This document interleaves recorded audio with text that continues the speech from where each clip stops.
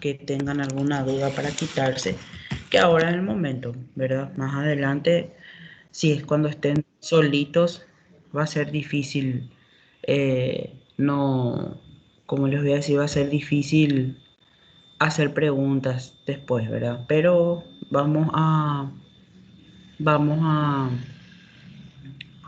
comenzar y ahí ustedes me van preguntando, sí les parece.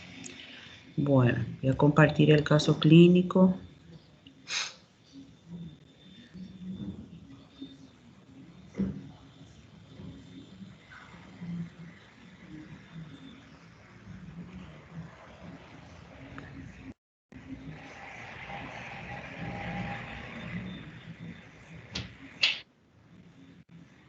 Bueno, ok.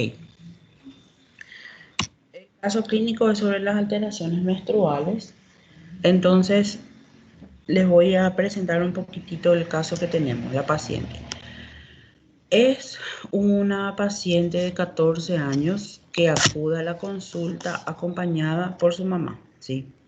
Sus antecedentes personales no tienen ningún antecedente de interés. Se operó de adenoides cuando era más pequeñita, no es de interés para lo que ahora nos interesa.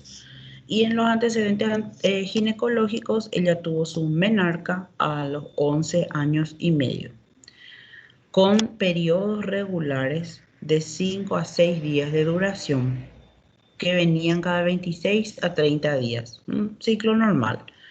No tuvo baches amenorreicos. ¿Qué serían baches amenorreicos? Pozos, o sea, un mes, 2 meses sin menstruar, 3 meses sin menstruar, no. Nunca tuvo amenorrea ni retrasos menstruales. Según ella, su sangrado es normal, tiene bastante flujo de sangre en el primero y en el segundo día, y a partir del cuarto día ya el flujo de sangre es escaso y oscuro, que es lo normal. Ahora, ¿por qué ella viene a consultar? Su motivo de consulta es que ella refiere dolor con las menstruaciones ya hace un año, prácticamente. Al principio no sentía dolor, no le dolía, después le comenzó a doler en el primer día un poco y ahora inclusive le duele antes de que baje la menstruación y en los 3 primeros días. El primer día es el peor, ¿sí? El peor, el que tiene más dolor. Eh, Ahora también, o sea, en ese primer día en el que ella tiene más dolor, su mamá le tuvo que buscar en el colegio varias ocasiones. Durante todos los periodos, en todas las reglas, ella en el primer día tiene diarrea, pero ahora también se le agregó náuseas y una vez tuvo que vomitar por tanto dolor. También la mamá tuvo el mismo antecedente con las menstruaciones hasta que tuvo su primer parto y después empezó a tomar anticonceptivos, entonces no volvió a sentir lo mismo. Y cuando tiene dolor, la nena, la chica, la mamá le da paracetamol y si no le pasa con el paracetamol, le da un ibuprofeno, pero no quiere también medicarle mucho a la niña, a la hija, y prefiere intentar calmarle con té, que serían las infusiones, y una bolsa de agua caliente en el abdomen. Bueno, se le hace el examen físico. A la exploración no hay hallazgos patológicos a nivel general. La paciente no tuvo relaciones sexuales, entonces se realiza exploración ginecológica. Pruebas complementarias no se pidió, ¿verdad? Y a la evolución se le aconsejó que inicie su tratamiento con ibuprofeno de 600 de forma pautada en el desayuno, comida y cena, o sea, cada 8 horas en los días, solamente los días que ella siente dolor. Y se le pidió consulta a los 3 meses. Bueno, a los 3 meses vuelve la niña y la paciente no tuvo mejoría y tuvo que seguir faltando a las clases en esos 3 meses posteriores de menstruación. Entonces se le aconsejó comenzar el tratamiento con anticonceptivo. Muy bien. Ahora lo que yo les pregunto a ustedes, antes de pasar a esos cuadritos, a esos algoritmos, yo les pregunto a ustedes, y quien se anime a hablar, si no tuvimos éxito con las medidas, como se le dice, higiénico-dietéticas, o el ibuprofeno también de 600 con AINES, no hubo caso. Se inicia el tratamiento con anticonceptivo, ok. Ahora yo quiero que ustedes me hablen de esto, si les parece que este tratamiento está bien, lo que el médico hizo con esta niña, les parece que está bien, y en caso que no funcione nuevamente con el anticonceptivo, ¿qué deberíamos hacer? Les quiero escuchar por lo menos a uno.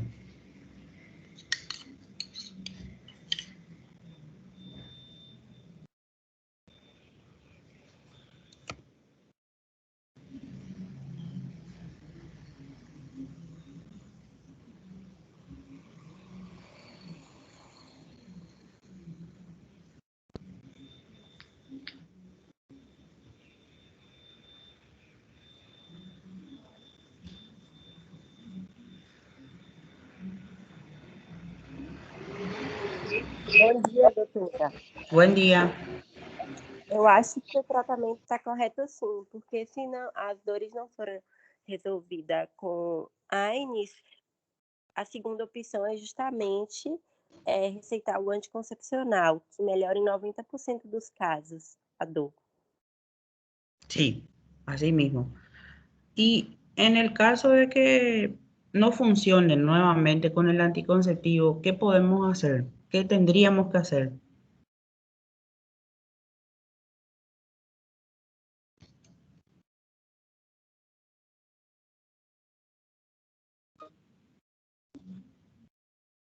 Talvez realizar algum exame complementar, doutor?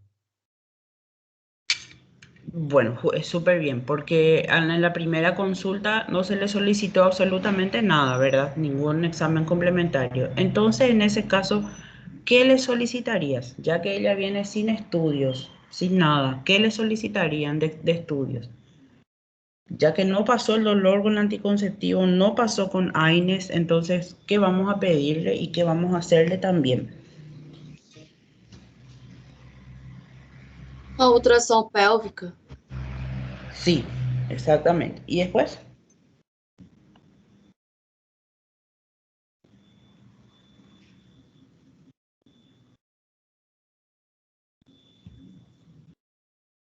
Foi realizado o Papa Nicolau, doutor? No, acordate que ella no tuvo relaciones todavía.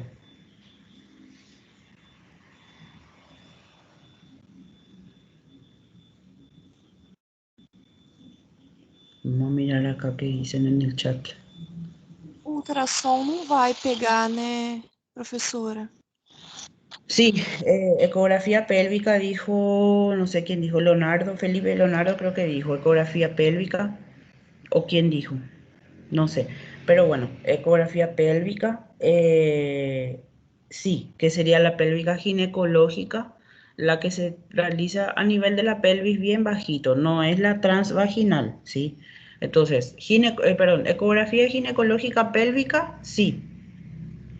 Bueno, suponiendo que le hicimos la ecografía ginecológica pélvica y no vemos nada, no encontramos nada, ¿verdad? A la ecografía, acuérdense que yo les había dicho con la parte de los métodos auxiliares de diagnóstico, que hay otras cosas que se pueden hacer aparte de la ecografía pélvica, porque la ecografía nos va a dar hasta una cierta profundidad, nos va a mostrar, más de eso no. Pero ustedes, ¿qué piensan? Acuérdense, o sea, ¿qué les dice la palabra? Adolescente, menarca, irregularidad, o sea, dismenorrea en este caso, no es una irregularidad. ¿Qué les dice que puede estar pasando con ella? Alguma alteração hormonal, doutor? Exactamente. ¿Y qué vamos a pedir?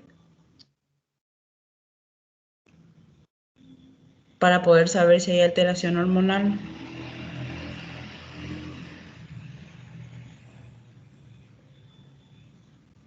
LHIF. ¿Qué cosa? T3, T4. Sí, perfil tiroideo. TSH, T3, T4. ¿Qué más? LH, Progesterona, FSH. estrógeno.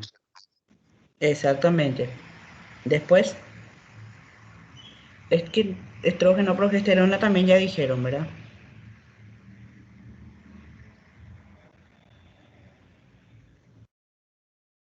No sé quién dijo por ahí estrógenos, progesterona. Entonces, tenemos todo. Básicamente en este caso pedimos perfil tiroideo, que sería TSH, T3, T4, FSH, LH, estrógenos, progesterona, ¿sí? Y más la ecografía pélvica. Bueno, supongamos que le hicimos todos los estudios y no, ahí me voy a ir ya voy a irme al algoritmo que está ahí. Vamos a ver.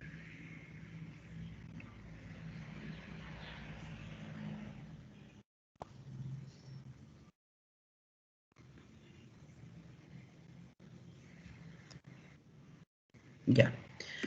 Bueno, a esto es lo que quería irme. Primeramente, entonces, hacemos el diagnóstico. ¿Cómo hacemos el diagnóstico del sangrado? En este caso, el sangrado menstrual excesivo. Que acuérdense que ella también dijo que estaba con mucho dolor. eh, entonces, en el primer, segundo día. Bueno, un segundito.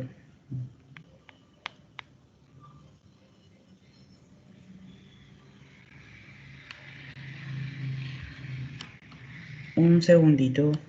Ya les...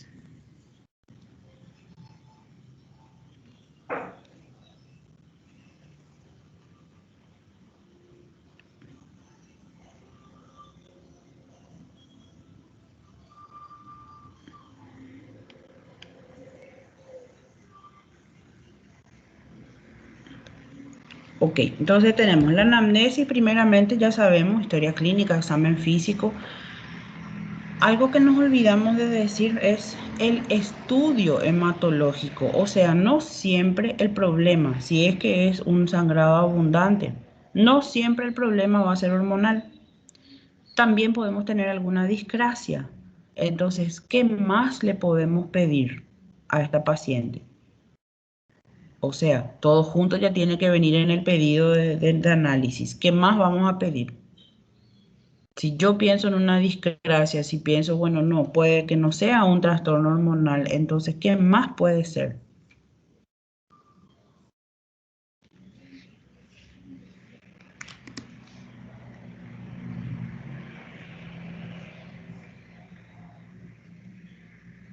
¿O qué más le van a pedir?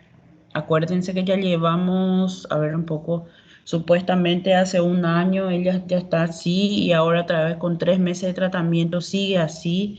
Entonces ya perdió bastante sangre. Entonces, ¿qué le voy a pedir? Lógicamente voy a pensar que está anémica, porque en Hemograma algún, completo. exactamente, un hemograma completo. ¿Qué más le voy a pedir? Aparte del hemograma completo.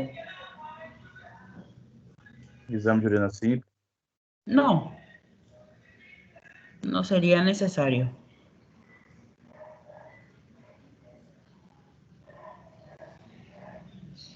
Si yo pienso en una discrasia, ¿qué le voy a pedir?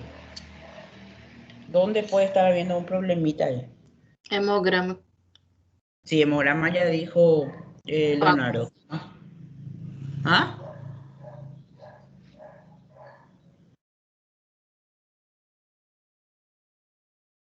Un coagulograma. Se olvidaron. Coagulograma o crisis sanguínea.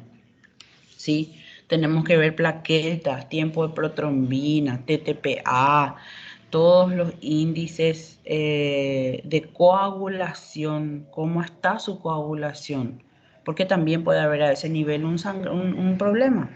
No es la más de las veces, pero puede haber.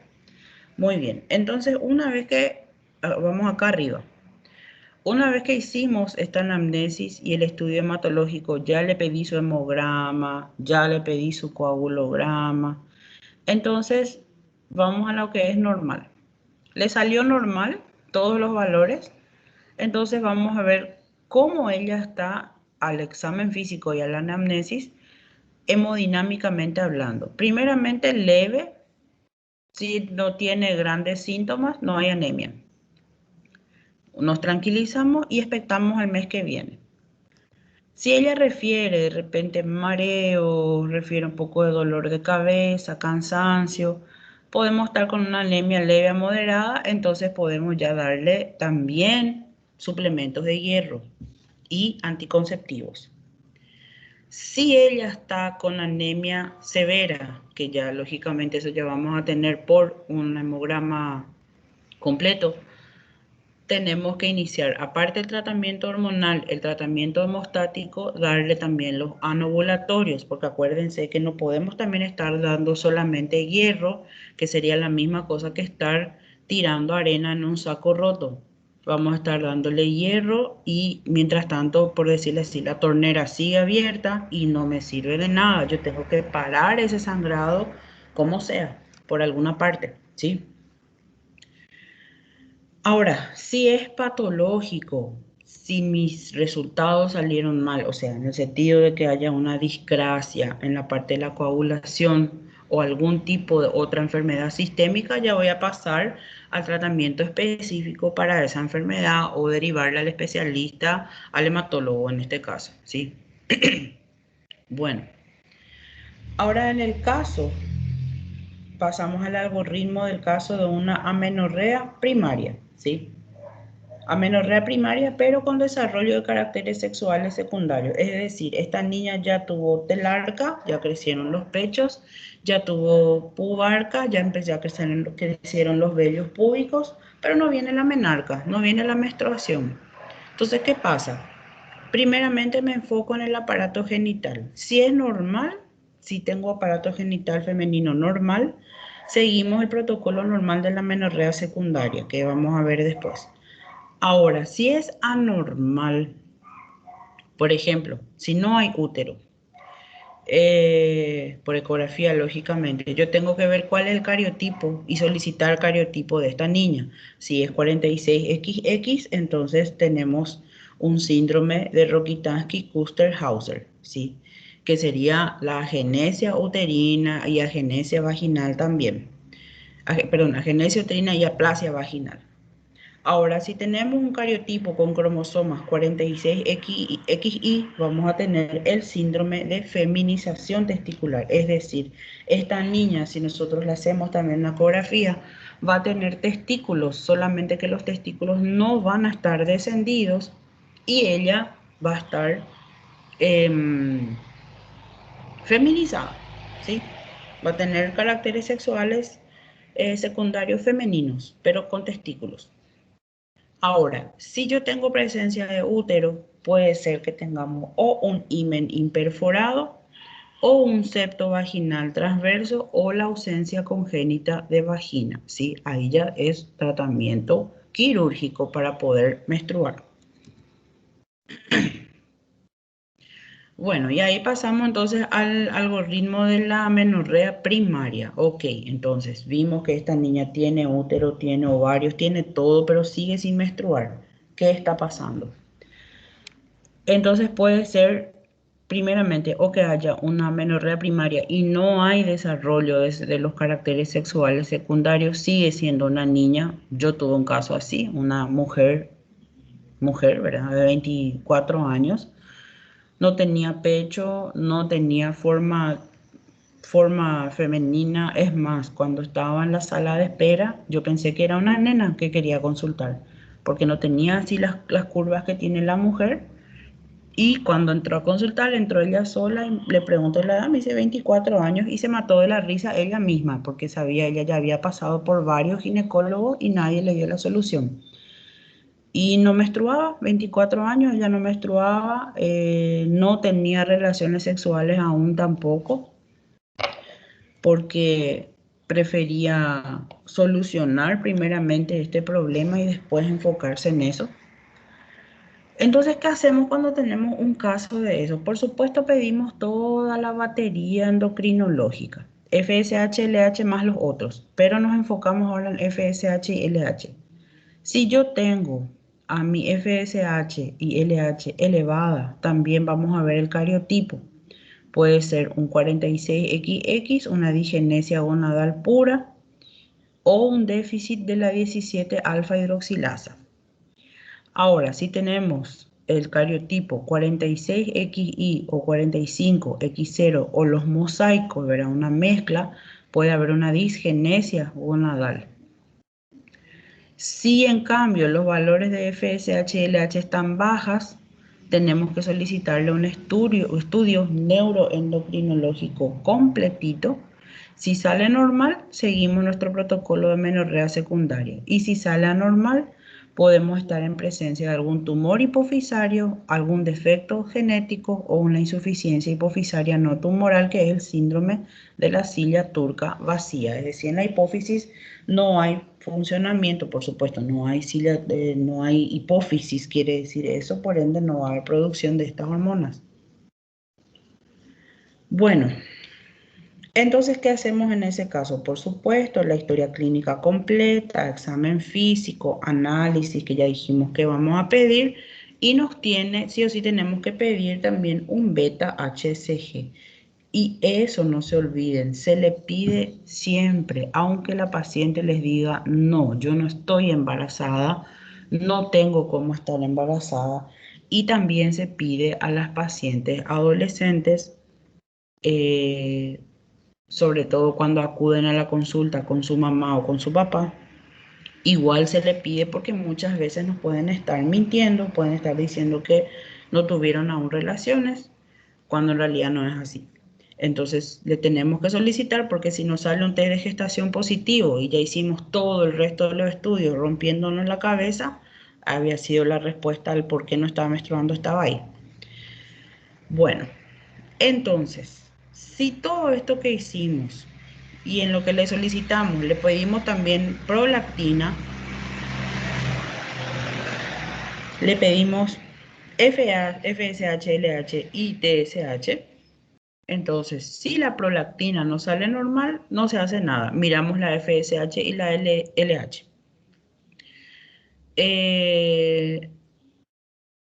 Ahora, si es que la prolactina está elevada, hay que hacer un estudio de la silla turca. Es decir, ya vamos a pasar a hacer podemos hacer o una tomografía de cráneo con contraste o una resonancia magnética, en este caso sí. Si sale normal, o sea, si hay hipófisis en la silla turca, puedes tener una hiperprolactinemia funcional nada más, que se trata con cabergolina. Eso vamos a ver más adelante, no se preocupen. Ahora puede que se mareen, pero vamos a ver más adelante cada uno de estas patologías. Pero si me sale anormal, por ejemplo, si yo encuentro un tumor hipofisario, hay que ver inclusive si el valor de la prolactina me sale mayor a 100 microgramos por decilitro.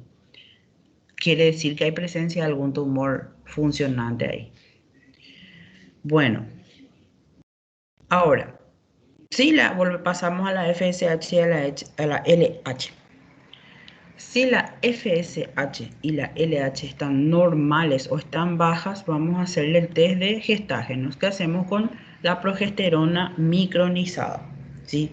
Se utiliza 10 días de progesterona micronizada intravaginal si es que ya no es más virgen, y si es que es virgen toma cada 8 horas por 10 días.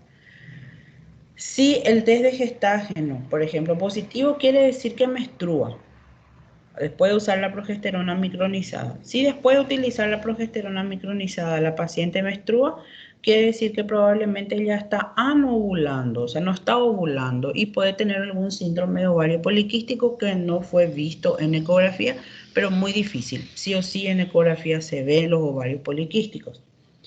Si es negativo, se hace test de estrógeno y gestágeno, ¿verdad? Y si sale, por ejemplo, negativo, o sea, si es que ella no menstrua, hay una patología uterina. Y si ella después menstrua, después de utilizar anticonceptivos, hay alguna amenorrea a nivel central, o sea, a nivel hipotálamo, ¿sí? Bueno, pasando a la TSH, ¿verdad? Hacemos un TSH, solo TSH, no T3 ni T4. Entonces, si está normal, tranquilo. O sea, que analizamos nuestra FSH y nuestra LH. Si está elevada, pedimos ahí sí otra vez un estudio tiroideo completo, y si este estudio sale anormal, probablemente ella está con hipotiroidismo o hipertiroidismo. Ahí ya también ya es parte endocrinológica, ¿sí? Ahora, acá me olvidé, si la FSH y la LH están elevadas, puede que haya una falla ovárica precoz, es decir, una menopausia precoz comúnmente dicha, y tenemos que repetir varias determinaciones cada 3 meses por lo menos de FSH y LH, hasta tener por lo menos tres determinaciones, darle unos 3 meses para que ella menstrue sola. Si no menstrua sola y en todas esas determinaciones, esas veces que le pedimos LH y FSH sale elevado, entonces sí estamos ante una falla ovárica precoz. El ovario no está produciendo suficientes folículos, por ende va a ser o muy difícil que ella menstrue o muy difícil que ella se embarace más adelante y sí, como les dije, puede entrar en una falla ovárica precoz o en una menopausia precoz. Bueno, el link es ese si quieren ver para poder ver exactamente todo completito el artículo, no solamente el caso clínico, es ese. Bueno, en cuanto a esta parte de amenorreas, ¿tienen alguna duda o alguna de alteraciones menstruales? ¿Alguna pregunta o alguna duda que les haya quedado para aclarar antes de pasar a nuestra clase de hoy?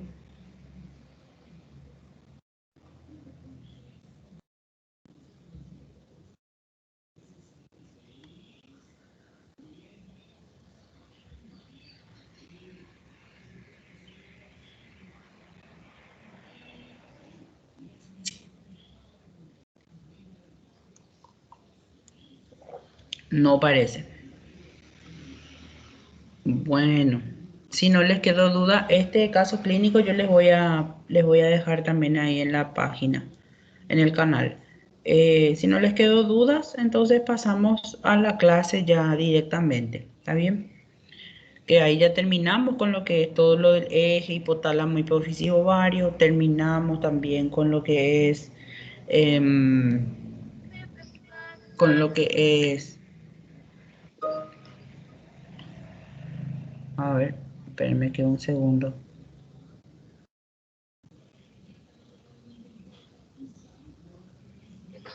Chicos, si ustedes me pueden escribir acá en el chat de la reunión sería mejor, porque si me escriben en mi chat o escriben en el canal, yo no estoy viendo, yo lo que estoy viendo solamente es acá la reunión con ustedes. Entonces, o me escriben acá en el chat de la reunión, ¿verdad?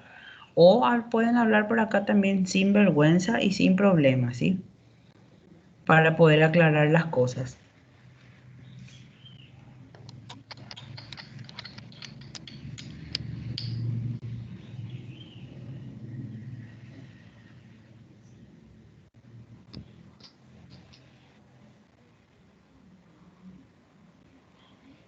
Bueno, si no hay entonces dudas, voy a mirar otra vez acá el chat un ratito.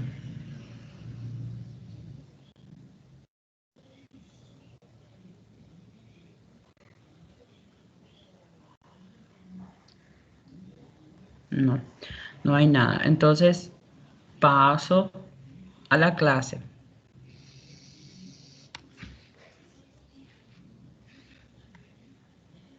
Bueno, como les decía, así de esa forma se termina lo que es eje hipotálamo, hipófisis, ovario y todo lo que son las alteraciones menstruales y la parte fisiológica también, ¿sí?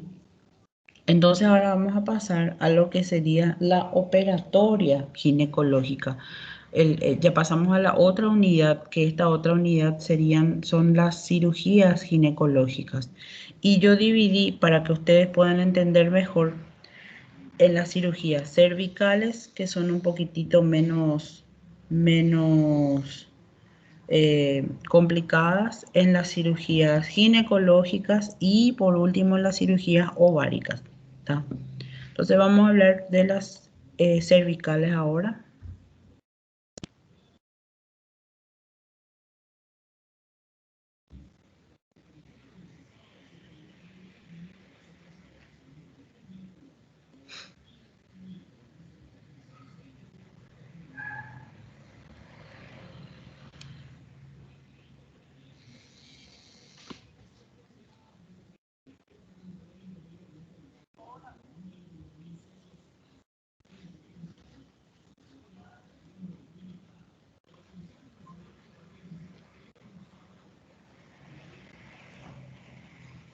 Bueno,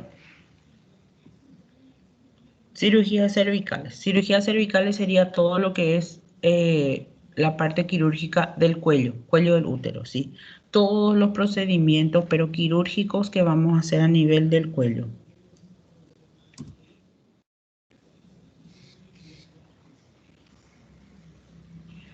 Bueno, tenemos entonces, en cuanto a la cirugía menor del cuello, tenemos la parte de primeramente, la dilatación cervical, que sería en el caso de que tengamos puede ser un Misset abortum, cuando ustedes ven la clase de la parte de las hemorragias de la primera mitad, que van a ver lo que es el Misset. Y ahí, muchas veces, el cuello, o sea, la mayoría de las veces, el cuello del útero está cerrado y ya pasó el tiempo y necesitamos hacer el legrado, el curetaje y no se puede. Entonces, dilatamos el cuello con instrumentales, vamos a ver después cuáles instrumentales, sí. Entonces se dilata con algunos instrumentales y ahí se ve. Después tenemos conización con asa diatérmica, ya sería más para las patologías cervicales. Criocirugía, las cirugías en donde ya vamos a utilizar nitrógeno, también líquido. Ablación con láser o la biopsia al cono con corte frío.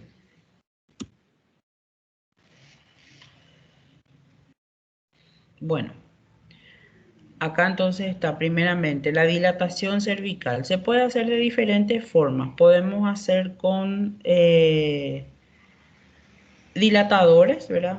O bujías también se llama, bujías de Egar o dilatadores que pueden ser de inox, ¿verdad? Acero inoxidable, o están también los descartables.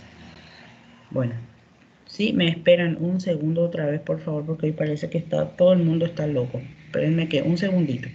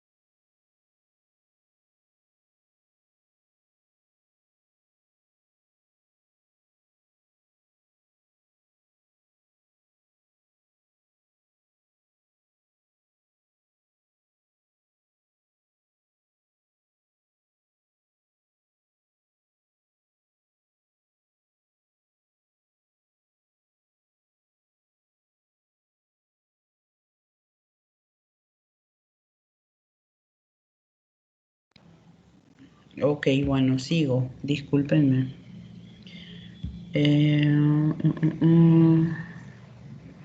Bueno, les estaba diciendo entonces que la dilatación podemos hacer de dos maneras, bueno, en realidad de tres maneras. Podemos utilizar los dilatadores de acero inoxidable que vienen por números, vienen desde los que tienen diámetro más pequeño hasta los que tienen diámetros más grandes. Después de eso, podemos utilizar también los dilatadores, como les dije, desechables. Hay dilatadores desechables, eso se puede usar una vez con una paciente y se tira.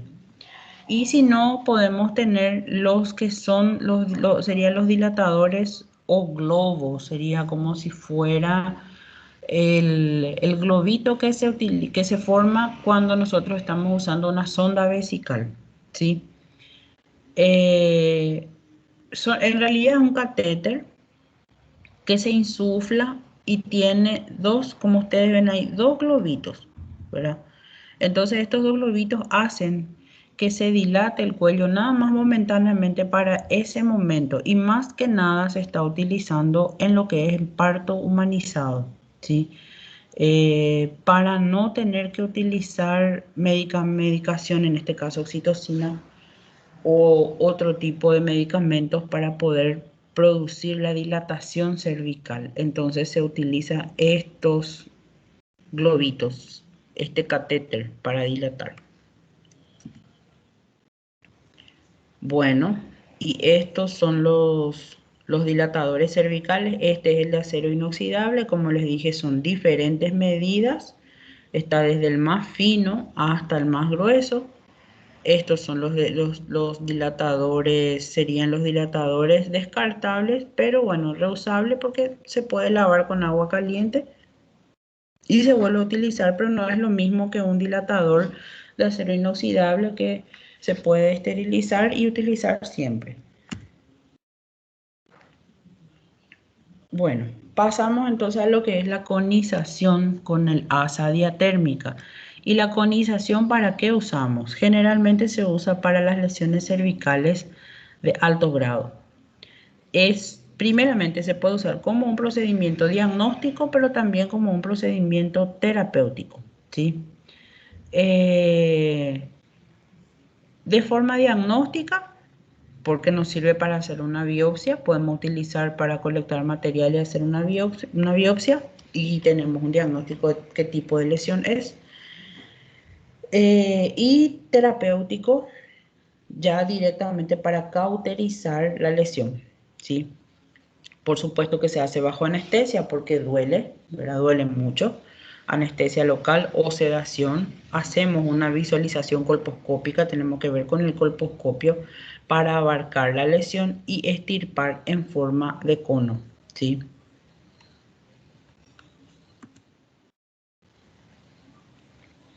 Ahí, una vez que hicimos el cono, completamos con la cauterización con la bola del electrocauterio.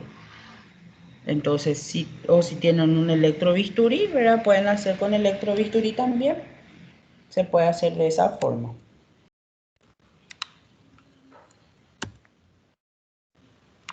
Ahora, la criocirugía, a diferencia del asa diatérmica, el otro es caliente. En la criocirugía se aplica frío, con nitrógeno o dióxido de carbono también. Entonces, comparado con el equipo necesario para hacer LIP, el de crioterapia sale menos, ¿sí? Ahora, lo que sí necesitamos utilizar estos gases comprimidos que les dije, nitrógeno, dióxido de carbono, y en este caso la crioterapia no es adecuada para tratar lesiones con afectación del endocervix, ¿está bien? Esto solamente es exocervix, por supuesto, porque no va a entrar el endocervix, no entra al canal endocervical. Si, por ejemplo, conseguimos un buen contacto, un contacto excelente entre la sonda o la criosonda, ¿verdad? La sonda por donde pasa el nitrógeno o el dióxido de carbono y el exocervix, entonces se van a alcanzar menos 89 grados y con dióxido menos 68. Es muy frío, congelante, ¿verdad? Y en el núcleo de la bola de hielo y alrededor de menos 20 en la periferia, ¿sí? Es decir, congela, pero a la vez quema. Por supuesto, como sabemos que el frío extremo también puede llegar a quemar, bueno, en este caso esta es su función. Entonces, ¿qué pasa en estas células? ¿Qué pasa con las células? Si las células llegan a menos 20 grados durante más de un minuto, van a llegar a necrosarse, ¿sí? Entonces, se necrosa esta célula, que es lo que nosotros lo que queremos evitar que se repliquen, se necrosan las células y la curación se produce 6 semanas después de la crioterapia. Ahora, ¿qué pasa con esta crioterapia? Justamente, como que nosotros ¿qué es lo que vamos a hacer? Aplicar frío local, necrosar esas células, pero también ¿qué pasa con esas células de la periferia? No hay defensa, no hay barrera, porque también algunas células sanas van a tener que morir. Entonces, no queda una barrera de defensa. Y si la paciente tiene relaciones peligrosas en el sentido de no utilizar preservativo y de estar con una persona que tenga predisposición o que tenga justamente que esté infectada con VIH o con cualquier otro virus o con cualquier otra enfermedad de transmisión sexual, la transmisibilidad va a ser mucho más alta. Entonces, por eso, si va a tener relaciones, va a ser mejor que utilice preservativo. Eso sí, vamos a hablar así, el fracaso del tratamiento fracasa cerca del 5 a 10% de las mujeres, ¿no? Es bueno, es un buen tratamiento, pero hay que seguir bien las pautas, porque en realidad por lo menos 6 semanas la mujer no puede tener relaciones. Y aparte de evitar las enfermedades de transmisión sexual, es más bien para que su tratamiento tenga éxito, ¿sí? En algunos casos vuelve. Yo realmente hasta ahora, de las pacientes que vi que se sometieron a criocirugía, creo que vi 5. Y de esas 5, 2 vi que tuvieron una reinfección después. Pero es difícil, muy difícil. Ahora con láser. ¿Qué hacemos con el láser CO2? Tenemos que utilizar un láser, una potencia de 20 a 40 watts. Al tratar estas lesiones del tracto genital tenemos que utilizar la magnificación, o sea, la lupa, ¿verdad? Y la guía colposcópica con micromanipulador, ¿verdad? No se tiene que utilizar el instrumental y tener un instrumental a mano. Se puede usar como vaporización o como corte. Tiene una potencia de entre 500 a 1000 watts por centímetro cuadrado y una penetración de 7 a 10 milímetros, que es lo que generalmente miden las lesiones, por ejemplo, un carcinoma in situ o ya los primeros estadios del cáncer de cuello. Cuando vemos cáncer de cuello vamos a ver cuál es su nivel de profundidad, ¿sí? Bueno, ahora el cono biopsia con corte frío, entonces generalmente ya no se usa más este cono biopsia, pero van a haber mucho todavía. Si tienen la oportunidad, sería bueno. Se ve todavía, se dejó, está en desuso nada más que porque están todas estas otras opciones, pero si es que no tienen esas otras opciones a mano, como el láser o el CO2 y demás, todavía se puede usar el bisturí frío. Bisturí frío se le dice el bisturí normal, al de acero, el de inox. Y el problema es que sangra mucho. Porque los otros, ¿qué es lo que pasa con los otros? Como que van necrosando, van coagulando también, entonces no sangra, ¿sí? En este caso sí, en este caso con bisturí frío sangra, como cualquier corte con bisturí. Por supuesto, al tener hemorragias, la tasa de infección va a ser más alta. Hay un mayor dolor postoperatorio. No quiere decir que en los anteriores no hay dolor. También hay dolor, solamente que es menos tiempo. Este dura un poquitito más. Es una cirugía, es una cirugía en sí, ¿sí? Y como dice ahí, solamente está justificado hacer si no tenemos ningún otro método disponible, ¿sí? Entonces, ¿cómo se hace? Extraemos una zona grande de tejido alrededor del cuello uterino para examinar. Y sirve también como diagnóstico y es terapéutico. Bueno, saliendo entonces de eso, después tenemos a la cirugía de Manchester, o la de, Manchester Donald Fothergill, pero es más conocida como la Manchester. La Manchester hoy en día ya se dejó de usar. Su función es la traquelectomía o amputación del cuello elongado. Muchas veces entonces, ¿qué se hace? Cuando se hacen los casos en los que son recurrentes estas lesiones de alto grado y ya no tenemos más opción, ya se hizo conización, ya se hizo láser, ya se hizo lip, asa de lip y todo eso. Entonces se amputa el cuello, se saca el cuello, se corta el cuello, ¿sí? Y se aproximan los ligamentos cardinales para que se retraiga el útero que está descendido, para que vuelva a quedar arriba, ¿sí? Posteriormente se hace un curetaje del endometrio para quitar o sacar, excluir cualquier enfermedad maligna. Solo que hoy en día ya no se usa más tanto también. Bueno, esos serían los pasos, pero yo les voy a pasar un video que es mejor después en video antes que así ¿cómo voy a decir? Por fotito.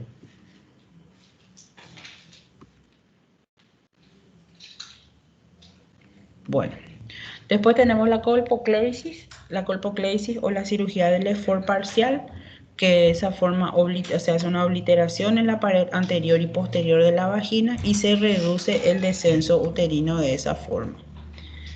Y eso es nada más que en cuanto a las cirugías cervicales, ¿sí? Bueno,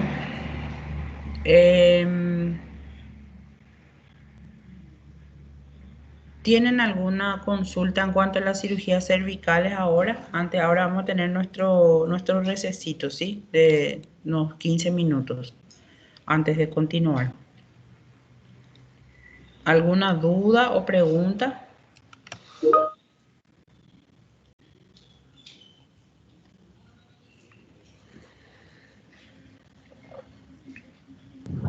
No, está ok, doctora. Bueno, está bien. Entonces vamos a tener ahora nuestro recesito son 9:50. 9:50 hasta las 10:10 el receso y después volvemos para lo que es la clase es un poquitito más largo la parte de las cirugías ginecológicas, ¿sí? Sí, doctora, gracias. Bueno, nos vemos entonces enseguidita.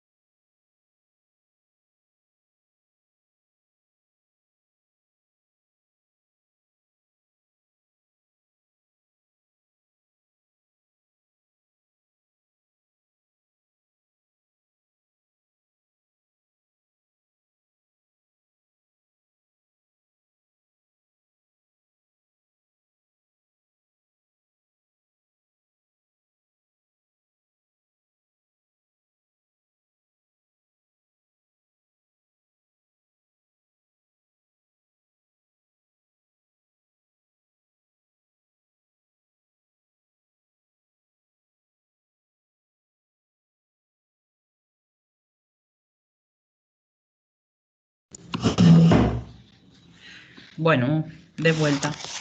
Continuamos entonces con la otra clase, la de cirugías, las cirugías ginecológicas. Ok.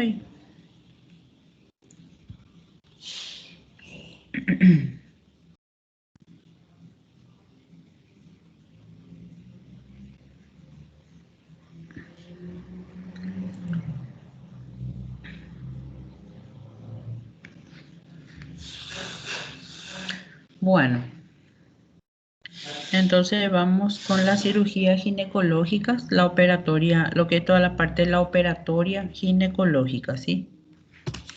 Ahí. Bueno, vamos a hablar primero de la esterectomía vaginal, ¿sí? Que sería la extracción del útero, pero por la vagina, sin necesidad de hacer incisión laparoscópica. ¿Qué es? ¿Verdad? Primeramente tenemos que saber qué es. Es la cirugía mediante la cual se va a extraer el útero, ¿verdad? A través de la cavidad vaginal y sin necesidad de realizar ninguna herida en el abdomen, lo que les dije, sin necesidad de herida laparoscópica. ¿A qué nivel se realiza la herida? La herida en este caso es interna, ¿verdad? Y hacemos la parte que es más profunda de la vagina, en el fondo de saco, y no se ve, ¿sí? No se ve. Una de las cosas que tiene es que es estética, ¿verdad? Tiene resultado estético porque es algo que no se va a ver como cirugía, no requiere de cuidado de la herida, de la cicatriz, así que en ese sentido es mejor. ¿Y cuándo podemos hacer una esterectomía vaginal? En primer lugar se hace cuando el útero descendió, el famoso útero bajo, útero caído.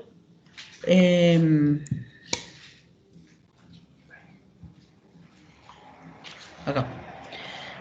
Útero bajo, útero caído, que ocupó toda la cavidad vaginal o salió completamente al exterior, que cuando vemos lo que es la clase de colpos cistocele, histerocele, colpocistocele, todas esas partes, vamos a ver lo que serían los prolapsos uterinos, ¿sí? Entonces es mucho más fácil sacar a través de la vagina, ¿sí? Al útero. Entonces, ¿qué pasa? Cuando el útero desciende a ese grado, o sea que cuando ya vemos que sale completamente afuera o ocupa la cavidad vaginal, generalmente él viene arrastrando vejiga o recto. Entonces, en esos casos, cuando vamos a realizar la histerectomía vaginal, vamos a hacer una restitución de la vejiga y del recto, es decir, vamos a subir todo eso que el útero vino trayendo consigo, nosotros vamos a subir el útero, vamos a subir la vejiga y el recto mediante las colporrafias anterior y colporrafia posterior. Bueno, como cirugía que tiene sus complicaciones, lógicamente, así como todas las cirugías. Entonces, en este caso, el sangrado es mayor y por supuesto, por ende, la infección es mayor y existe la posibilidad de lesionar otros órganos como vejiga y recto. Entonces, también hay algunos riesgos con la anestesia, aunque son riesgos mínimos. Por suerte, la mayoría de las pacientes van a evolucionar de forma satisfactoria y en términos generales el índice de las complicaciones es bajo, no hay mucha complicación. Ahora, cuanto a la fertilidad. ¿Qué pasa con la fertilidad? Lógicamente ya no va a poder tener más hijos la paciente, ¿verdad? Porque se hizo una histerectomía, entonces ya se quitó el útero, entonces por ende no va a poder tener más hijos. Bueno, después pasamos a lo que es la conización, que ya habíamos visto la conización cómo era. Esto entonces es, o conocida como un cono, ¿verdad? Es muy utilizado para las displasias moderadas y severas del cuello. Y la conización entonces es el método quirúrgico en donde nosotros vamos a quitar una parte del cuello. O sea, generalmente quitamos la parte que está lesionada, la parte que tiene la herida. Por supuesto, como que tiene forma de un conito, por eso se llama así. Y es una cirugía, como les había explicado recién en la clase anterior, es una cirugía en sí, tiene que tener todo el cuidado. Necesitamos internación, anestesia, sala de cirugías, todo eso, ¿sí? ¿Y en qué casos vamos a utilizar el cono? Vamos a utilizar en el tratamiento de las displasias, las moderadas y las severas, y también podemos usar en las lesiones más avanzadas en algunos casos. En caso de un carcinoma in situ, por ejemplo, se puede utilizar, y en el caso de pacientes jóvenes que tienen todavía deseo gestacional, mujeres que quieren tener hijos todavía o que todavía no tuvieron ningún hijo pero quieren tener hijos, entonces en ese caso se utiliza el cono, ¿sí? Bueno, es seguro, pero también tiene sus riesgos, así como les dije de la operación, está el sangrado, después la infección, complicaciones anestésicas son difíciles, ¿verdad? Pero es difícil observar complicaciones. Bueno, ahí también, ¿qué pasa con la parte de la fertilidad? Justamente para eso se hace, en vez de hacer ahí la histerectomía, se hacen los casos en los que las pacientes quieren embarazarse, sí. Ahora el problema va a ser para un parto vaginal. Un parto vaginal, si ya hicieron un cono, un parto vaginal va a ser difícil porque tocaron el cuello del útero, y lo que, como ustedes saben, para poder dar lugar a lo que es el trabajo de parto en sí, necesitamos tener dilatación cervical. Y en estos casos ya quedan como bridas, adherencias, entonces no, generalmente la paciente no dilata, va a tener alguna incompetencia cervical, entonces por eso se va a la cesárea en estos casos, pero sí se puede embarazar, ¿sí?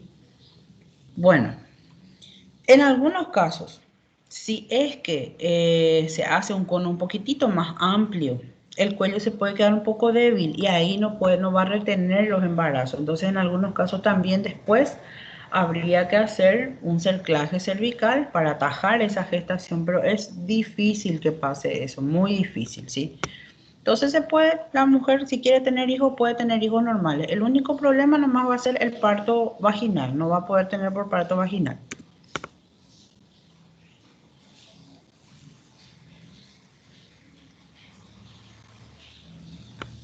Bueno, laparoscopía. ¿Qué es la laparoscopía? La laparoscopía en este caso nos sirve para realizar cirugías complejas de forma segura y con mucho menos dolor y malestar para el paciente. ¿Qué es? Es una cirugía relativamente nueva. Se hacen incisiones pequeñitas y se introduce un tubo, que es el laparoscopio.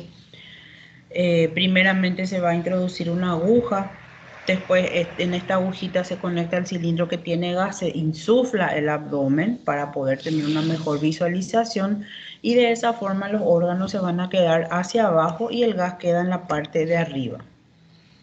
¿Cuáles son las indicaciones? Las indicaciones entonces se va a utilizar en 3 condiciones. Primeramente, la laparoscopía podemos usar como diagnóstico. Nos va a permitir ver órganos internos directamente y diagnosticar enfermedades que van a causar esterilidad, dolor pélvico, alteraciones menstruales, malformaciones de órganos pélvicos y endometriosis. Después tenemos la parte terapéutica, que ya sería parte de nuestro diagnóstico. Ya solucionamos el problema, ¿sí? En este caso vamos a utilizar para cortar, remover, quemar algunos tipos de lesiones o quiste de ovario, embarazo ectópico, fibromas, lesiones por endometriosis y adherencias que van a producir dolor o esterilidad. Y tanto los ovarios como la matriz se pueden remover con esa técnica. Ahora, la salpingectomía por laparoscopía, entonces sería que la esterilización femenina quirúrgica también se puede hacer por laparoscopía. Menos dolor, no hay cicatrices feas, quedan pero pequeños puntitos. ¿Y dónde vamos a realizar la herida quirúrgica? Se hace por la parte de abajo del ombligo y mide 1 centímetro, es decir, no se ve prácticamente, ¿sí? Entonces, bueno, primeramente se tiene que llenar la cavidad de aire, se introduce una pinza filosa, ¿verdad? Con cuidado para no lesionar ninguno de los órganos que estén por ahí debajo. Y de tener complicaciones puede también porque pueden haber complicaciones infecciosas, anestésicas, sangrado, pero es menos frecuente, ¿sí? Después de eso, la mujer puede tener hijos, sí puede, porque no se toca el útero, no se, inclusive se utiliza para ciertos tipos de esterilidad. Por ejemplo, si nosotros queremos evaluar una endometriosis, ¿verdad? Y queremos evaluar endometriosis, podemos extirpar focos endometriósicos de esa forma para ayudar en la fertilidad. Si queremos hacer recanalización de trompas, en caso de las mujeres que ya se hicieron una obliteración tubárica bilateral, una ligadura de trompas, se puede recanalizar y se recanaliza de esta forma, ¿sí? Ahora, por supuesto que si es que si se quitó el útero, puede que sea por ahí, o los ovarios por alguna otra lesión severa, por supuesto no se va a conseguir. Pero si no es para eso, sí se puede embarazar normalmente. Bueno.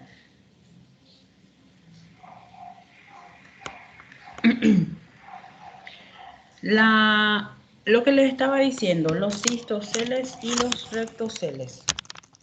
El cistocele es en sí el prolapso de la vejiga y el rectocele es el prolapso del recto. ¿Qué es? El cistocele es cuando la vejiga, cuando vemos, es como un globito, cuando la vejiga va a salir por dentro de la vagina. Es como una protuberancia por defecto en el tejido entre la vejiga y la vagina. Y el rectocele es cuando una parte de la pared del recto también se ve como un globito, pero es el recto que sobresale por la vagina, ¿sí? Esto aparece a causa de un problema de los tejidos conjuntivos pélvicos, ¿verdad? Fascia, ligamento, músculo. ¿Y por qué vamos a realizar este procedimiento? ¿Por qué vamos a hacer el levantamiento? Lógicamente porque molesta. Primeramente porque molesta. En primer lugar, da problemas para ir de cuerpo, ¿verdad? Para defecar, incontinencia urinaria, dolor en las relaciones, y esta cirugía no se va a realizar hasta después de haber intentado otros tratamientos como ser los ejercicios musculares, inserción de un pesario, corregir, por ejemplo, la ubicación de la vejiga o del recto. Y si se probó todo esto anterior y no funcionó, entonces vamos a necesitar hacer darle una solución quirúrgica. Generalmente cuando la paciente viene, consulta por este problema, se le da un mes de tratamiento médico y de ejercicios, los famosos ejercicios de Kegel, dependiendo del grado también. No es que vamos a estar en un cistocele o un rectocele, así un grado 3, no vamos a estar dándole ejercicios o medicamentos, ya es quirúrgico definitivamente. Pero si tenemos un grado 1, pequeñito, en ese caso sí, se puede hacer ejercicios, los ejercicios de Kegel, que es la contracción voluntaria de los músculos de la vagina. No se da cuenta, una mujer puede estar ahí sentada, cocinando, viendo tele, haciendo ejercicio, estudiando, lo que sea, y haciendo sus ejercicios de Kegel por un mes, más medicación. Si no funciona, vamos a la cirugía. ¿Y cuáles son las complicaciones de esta cirugía? Son complicaciones poco frecuentes. El procedimiento está completamente libre de riesgo. Si es que la paciente quiere realizar esta cirugía, entonces hay que ver si ella tuvo alguna reacción adversa a la anestesia, infección, sangrado, si hay algún daño accidental a la vagina, al recto, a la vejiga o daño accidental a los órganos cercanos. Bueno, no. Entonces, ¿cómo se hace? Primeramente, colocamos sonda vesical, ¿sí? Para disminuir la presión de la vejiga. Después hacemos un corte en la piel para descubrir el músculo y los tejidos involucrados, y en algunos casos el músculo y tejido van a cerrarse sobre sí mismos, ¿sí? En esos casos usamos un material, podemos utilizar un material parecido a una malla, eh, como una red pequeñita para fortalecer el tejido. Ahí se quita cualquier tipo de tejido que esté debilitando por causa de cirugías anteriores, embarazos o por el envejecimiento mismo, y se extrae el revestimiento vaginal sobrante. Se deja bien chiquitito, ¿sí? Les voy a pasar un video ahora también de esto. Y en algunos casos... Ah, Deixa sí, eu fazer uma pergunta. Em sí. relação a essa cistocele, a mulher ela pode vir a ter uma infecção persistente que dure anos e uma incontinência mínima, que Sí, com a pues. medicação já resolve. Nesse caso, é indicado cirurgia? E por conta desse problema, pode vir a ter essa infecção persistente ou essa infecção persistente é decorrente a outra coisa? No, y puede ser por eso.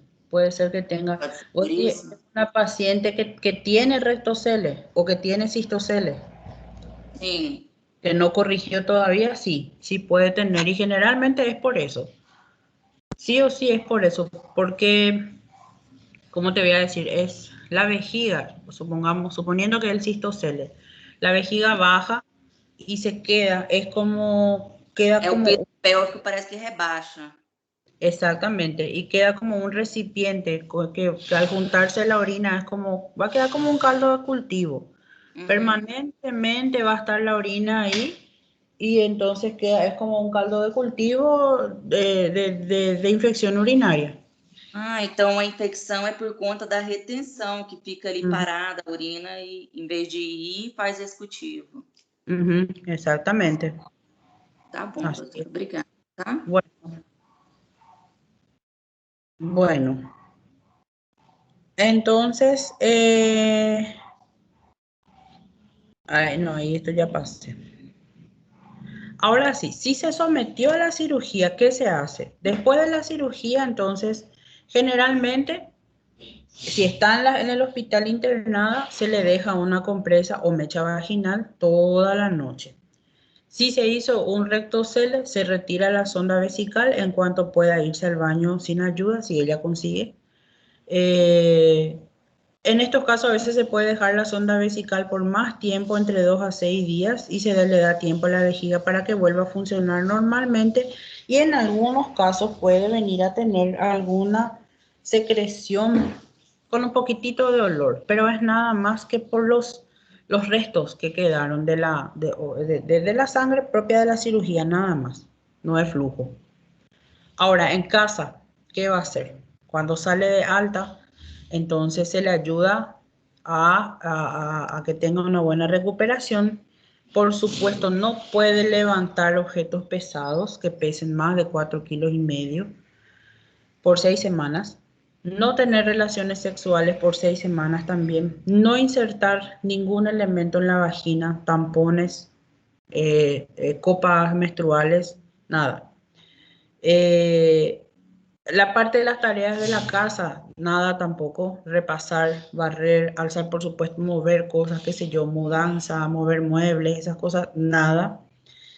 Tomar mucho líquido, agua, seguir una dieta saludable con fibra justamente para que el cocó, las heces sean blandas, no tiene que ser duro, no tiene que lastimar, porque si se hizo la cirugía del rectocele, eso tiene que estar, tiene que ser heces blandas, porque si son duras va a romper todo otra vez, todos los hilos, toda la cicatriz que hay ahí. Aunque no se ve, generalmente es una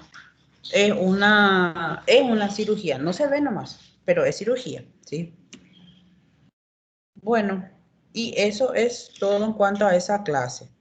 Aparte, ¿tienen alguna otra pregunta aparte antes de que les pueda pasar el video de esta cirugía, estas cirugías?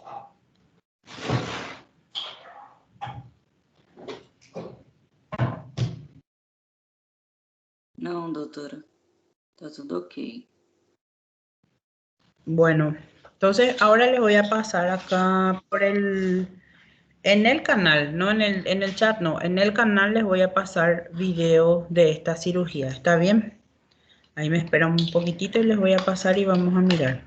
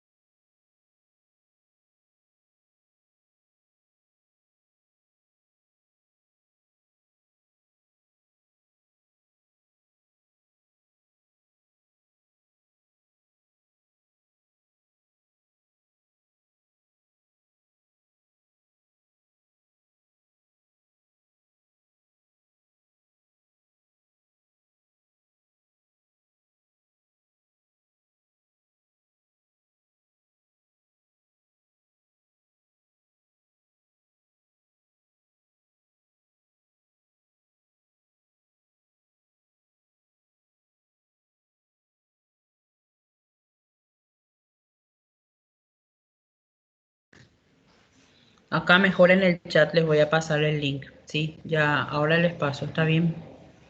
En este chat, el chat de la reunión.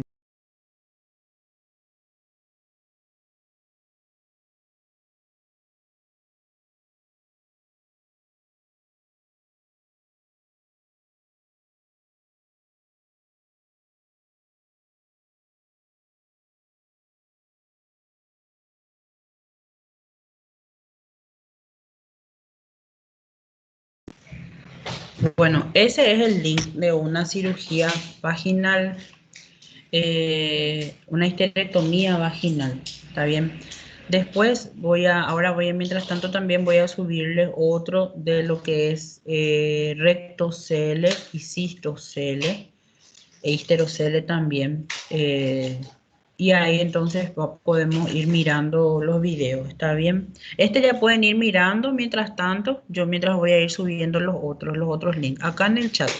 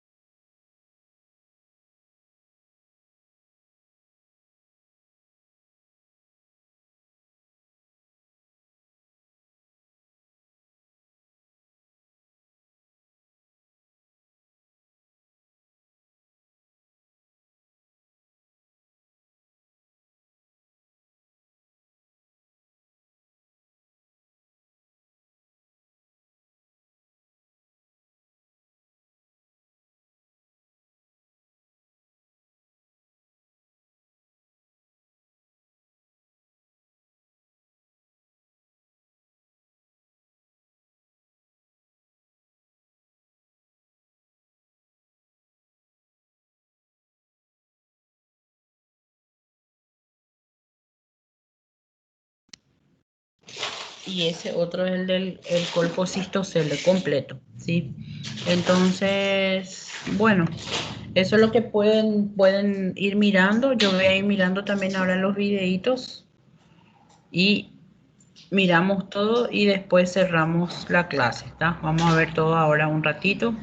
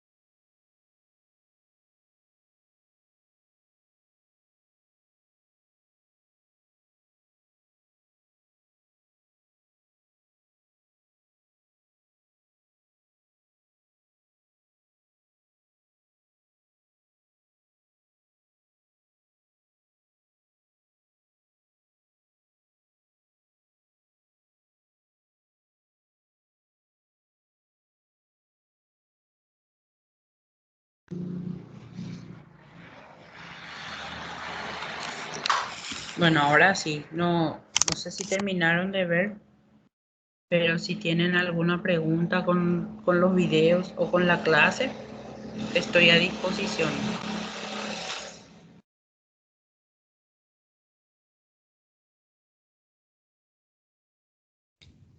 Professora, Sí, te escucho.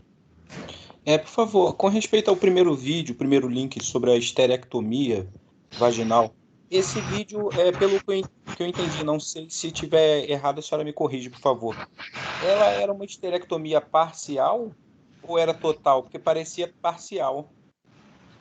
Bueno, en cuanto a la vaginal, siempre es total, porque la vaginal vos vas a comenzar desde el cuello, ¿sí? Entonces desde el cuello y ahí vos vas subiendo por los ligamentos y ahí al final el útero. Siempre es total la parcial, ¿sí? La vaginal. Ahora la histerectomía abdominal sí puede ser parcial o subtotal. Ah, sim, entendi. Muito obrigado. Bueno.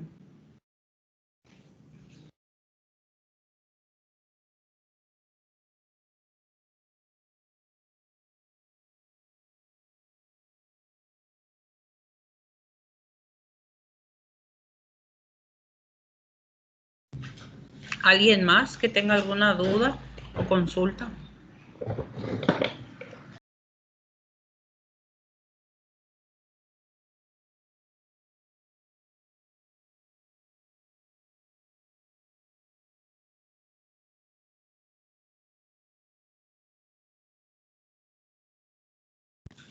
Bueno, entonces si no tienen más consultas o dudas, ya voy a disponibilizar la clase en el canal y la grabación, ¿sí? Que va a ir quedando, ¿está bien?